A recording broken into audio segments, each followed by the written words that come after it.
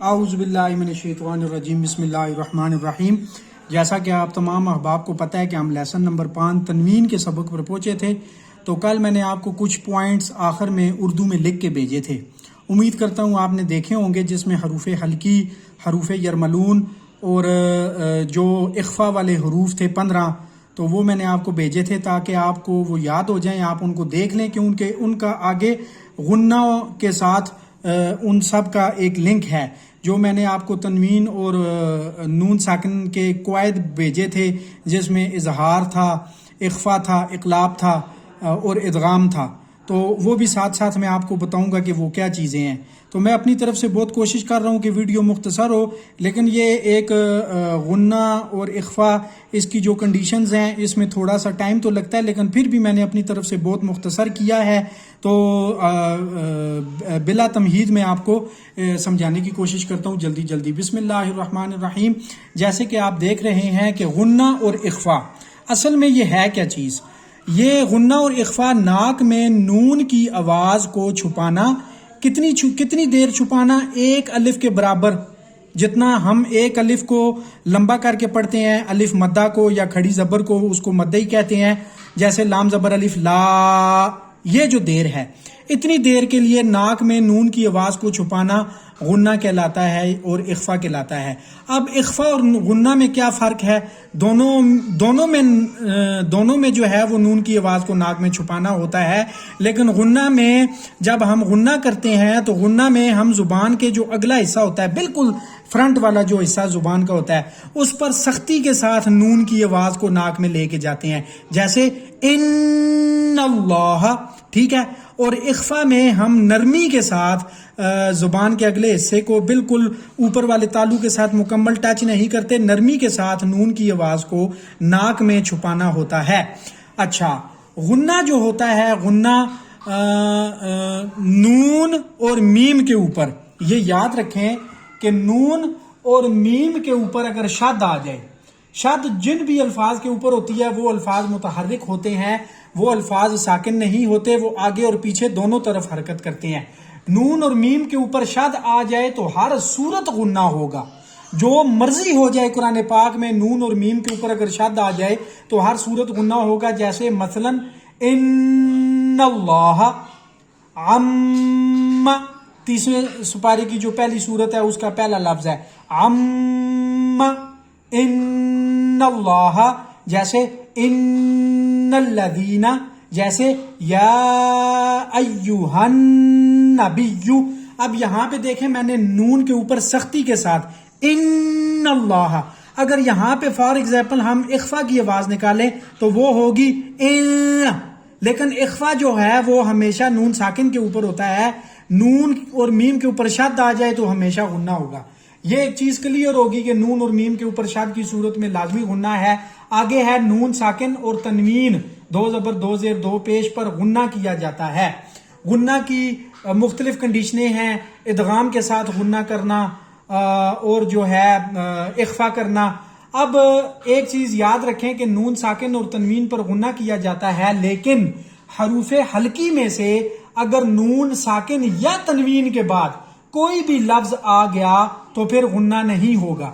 میں نے آپ کو اسی لیے بولا تھا کہ حروف حلقی، حروف یرملون اور حروف اخفا جو 15 ہیں وہ یاد کریں۔ اب ان کی باری آئے گی آپ کو بتانے کی۔ نون ساکن اور تنوین کے بعد، نون ساکن کا مطلب ہے کہ جس لفظ کے اوپر یہ جزم آ جائے وہ لفظ ساکن ہو جاتا ہے، با کے اوپر آ جائے، میم کے اوپر آ جائے، نون کے اوپر آ جائے، یہ جزم آ جائے، وہ اس لفظ کو ساکن بولیں گے، کیونکہ اس کو وہ وہیں پہ رک جاتا ہے، اس کو اظہار کرنا کہتے ہیں۔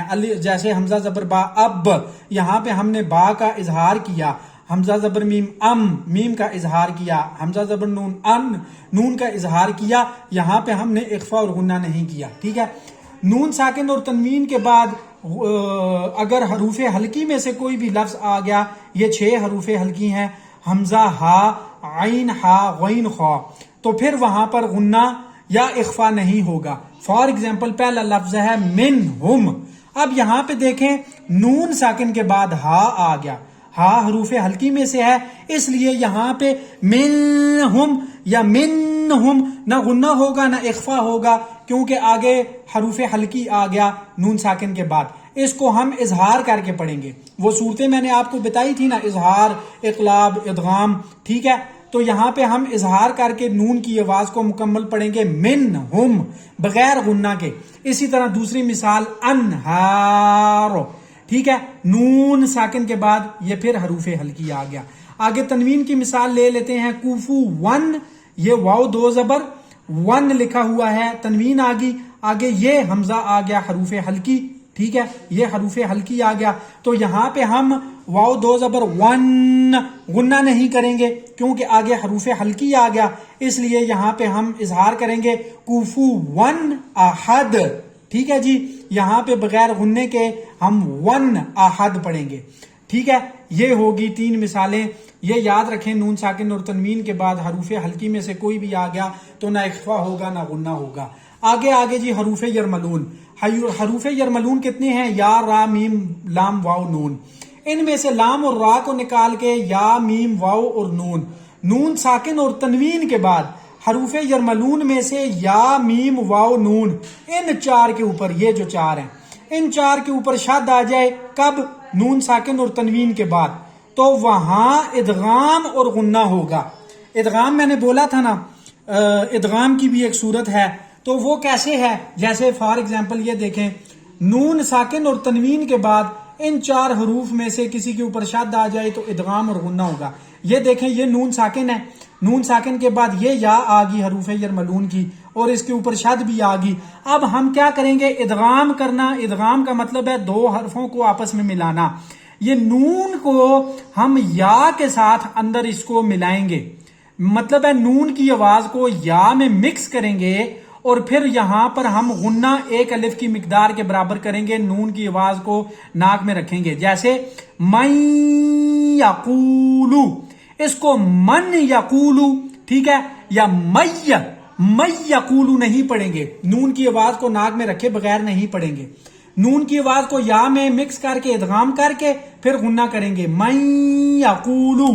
اور اسی طرح اس کے یرملون کے واو کے اوپر شد آ گئی نون ساکن کے بعد، یہ واو پہ شد آ گئی تو میوں والین، ٹھیک ہے. یہاں پر بھی نون ساکن کے بعد واو کے اوپر شد آ گئی تو یہاں پر بھی ہم ادغام کر کے غنہ کریں گے.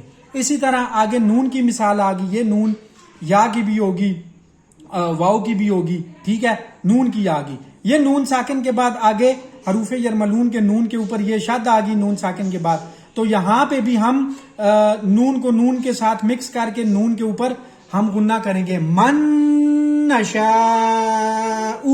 اسی طرح یہ پیچھے میم کی اگزامپل آ گئی. یہ دیکھیں، نون ساکن کے بعد یہ آ گیا میم، ٹھیک ہے، میم کے اوپر شد آ گئی تو مم ما ان نہیں پڑھنا، ٹھیک ہے. ہم اس والے میم کو شد والے میم کے ساتھ ملائیں گے، اس میم کو یا کے ساتھ ملائیں گے نون کا ادغام کر کے، اس میم کو واو کے ساتھ ملائیں گے نون کا ادغام کر کے، اس میم کو اس نون شد والی کے ساتھ ملائیں گے نون کا ادغام کر کے، اور اس میم کو میم کے ساتھ ملائیں گے نون کا ادغام اور غنہ کر کے. پیچھے رہ گئے لام اور را یرملون کے. یہ 4 تو پورے ہو گئے، یا، میم، واو، نون. پیچھے لام اور را رہ گئے. ان کی کنڈیشن یہ ہے کہ اگر حروف یرملون میں سے لام اور را آ جائے نون ساکن اور تنوین کے بعد تو صرف ادغام ہوگا، غنہ نہیں ہوگا. جیسے یہ ہو گیا نون ساکن، یہ نون ساکن آ گیا، ٹھیک ہے.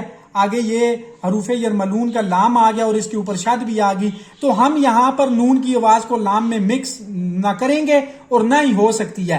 ڈائریکٹ اس میم کو لام کے ساتھ ملائیں گے، صرف ادغام کریں گے، صرف ڈائریکٹ ادغام کریں گے بغیر غنہ کیے. ملدنکا. تو آگے آ گیا یہ دوسری مثال. یہ نون ساکن کے بعد را، یہ لام کی آ گئی، یہ را کی مثال آ گئی. نون ساکن کے بعد حروف یرملون کا را شدہ آ گیا تو یہاں پہ بھی ڈائریکٹ اس میم کو را کے ساتھ شدہ را کے ساتھ ملائیں گے بغیر غنہ کیے. من ربک. ٹھیک ہے جی. اب آگے آ گیا اخفا کا میں یہ سارا چارٹ اس کو مٹا کے تو پھر میں جو ہے اخفا کا آپ کو بتاتا ہوں.